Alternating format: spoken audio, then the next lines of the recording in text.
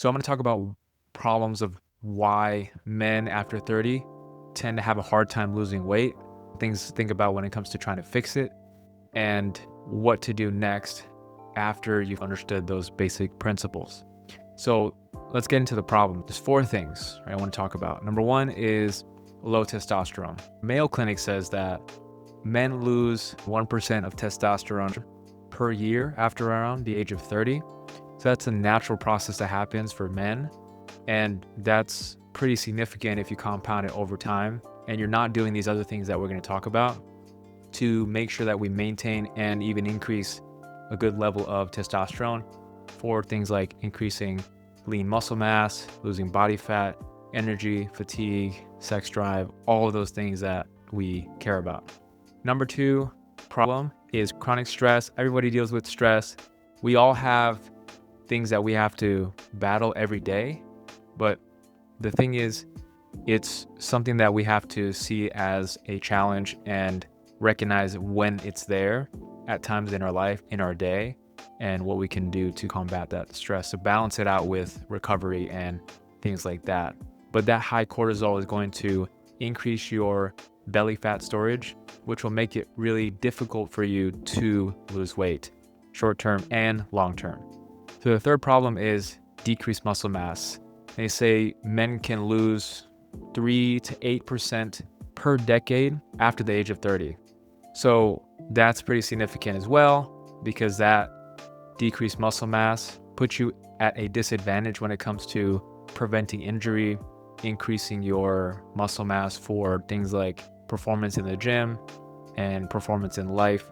And especially if you have a labor-intensive job, you don't want to risk injury even more if you're not working on increasing your lean muscle mass or maintaining that. It also helps you with your metabolism by giving you more sites in your body to metabolize glucose and be able to handle the food that you're taking in, as well as it just looks good. So simple as that. It helps out with the aesthetic portion, which a lot of guys like to touch on, which is super important if that's something you are trying to optimize for. So the fourth problem with why men can't lose weight is insulin in the body helps to metabolize or uptake glucose, which is sugar, from carbohydrates that you eat, and bring them into the cells to be able to generate ATP or energy. And that obviously is important for function in the gym, mental function, just being metabolically flexible, preventing things like diabetes, obesity, PCOS for women, just energy problems, fatigue. Over 1 in 3 adults in the United States tend to have insulin resistance by the age of 45, even if you're not diabetic. So that's an important thing to note, because people often say that just because you're insulin resistant, you're always diabetic, but that's not always the case. That's a different video we can get into later on, but those are the problems: low testosterone, chronic stress, decreased muscle mass, and insulin resistance.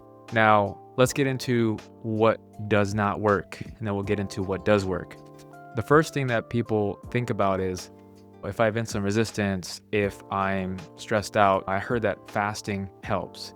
So people often take it to an extreme and they tend to starve themselves.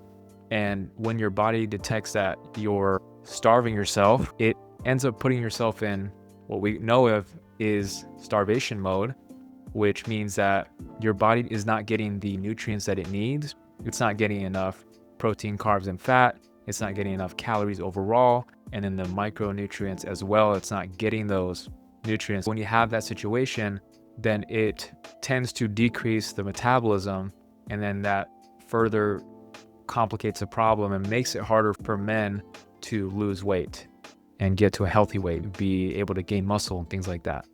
The second thing that doesn't work is endless amounts of cardio, spiking your heart rate up to zone 4, zone 5, constantly getting into those higher heart rates. If you're doing too much of that, it can lead to things like chronic stress, high cortisol, lack of, good quality sleep, recovery goes down. And unless you're doing a good job balancing that recovery aspect of it, you're going to be in a worse situation when it comes to your health and optimizing your performance in the gym and etc. There's this idea that people often think about or throw around. I'm not sure if it's a medical community or someone else or just word of mouth is if you want to lose weight, you have to eat less and move more. And I've talked about this a little bit in another video, maybe Instagram clip or something like that, in that the idea sounds very simple, but it's not as simple as it sounds. And people often don't know how much they're eating, more or less, how much they're even exercising to be able to track that accurately. And the exercise part is hard to track, but eating less, unless you're really meticulous about it, a lot of bodybuilders are, that's a whole different thing.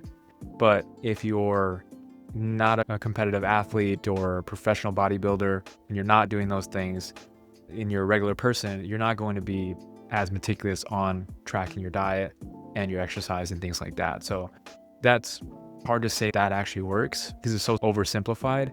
That's the reason why. And all of these factors, starving yourself, endless cardio, saying that you need to eat less and move more, all of these things can slow your metabolism and make it even more difficult for you to achieve your goals and lose weight and maintain a good weight.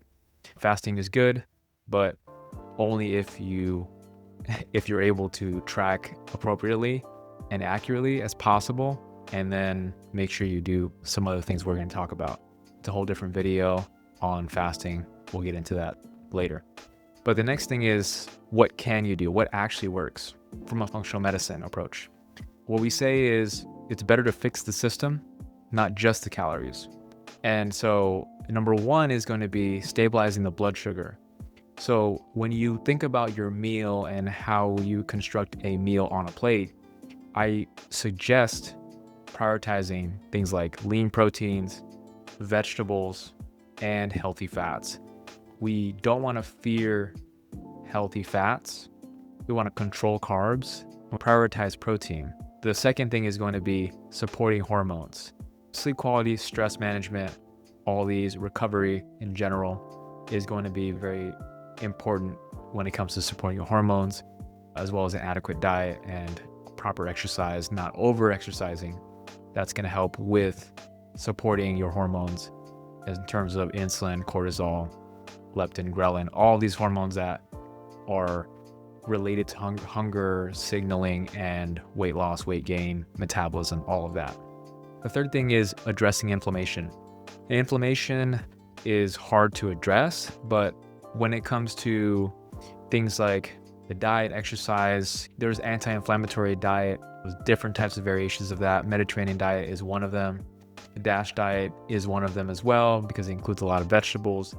But prioritizing protein, vegetables, and healthy fats, especially getting a lot of vegetables and healthy fruits, that will help with supporting that type of diet and decreasing inflammation overall, because you have antioxidants, polyphenols, and you have all these helpful compounds, and at the same time as the vitamins and minerals that are supporting detoxification in the body and decreasing inflammation. All these things can help support the liver and the kidneys to be able to function better. We just need to support or give the body, specifically the liver and the kidneys, the right proper nutrients in order for it to support adequate detoxification, as well as not overdoing the exercise, like I stated before, because that's going to overstress or stress the body and cause more inflammation. So on top of fixing the system with stabilizing the blood sugar, supporting hormones, and addressing inflammation, it's very helpful and important to get adequate labs. We do the basic labs, but also functional medicine labs just to see how your gut health is doing, your immune system, how well you're metabolizing vitamins, minerals, and any supporting cofactors with that process that you might be missing. And with the labs and symptoms, it helps guide a personalized, individualized plan for you to be able to tailor it to specifically the person. It's more of a holistic approach versus just focusing on symptoms, if that makes sense. And as far as what to do next, some take-home points.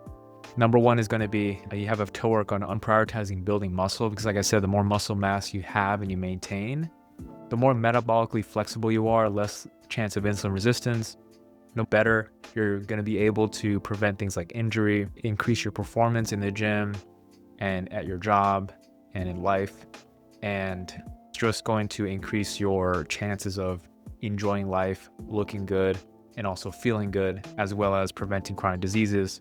And for a longevity standpoint, it can help you to increase your chances of living longer, which most people can benefit from that. And that's a really good thing to strive for. The second thing is prioritize sleep and stress recovery, stretching, yoga, breathing, meditation, as well as just making sure you're taking rest days, even be active rest days. Some people go for walks, bicycle, or light weightlifting. Keep it light, stretching, meditation, all those things can help with recovery, as well as the most important thing when it comes to recovery is sleep. Sleep quality, super important. I'll make another video about that specifically, but generally there's a 3-2-1 rule you can follow. 3 hours before bedtime, no eating. 2 hours before bedtime, no drinks, no fluids. And 1 hour before bedtime, no screens, no lights. Make it as dim or as dark as possible and keep your room cool. All those things can help. And so I'll leave you with this.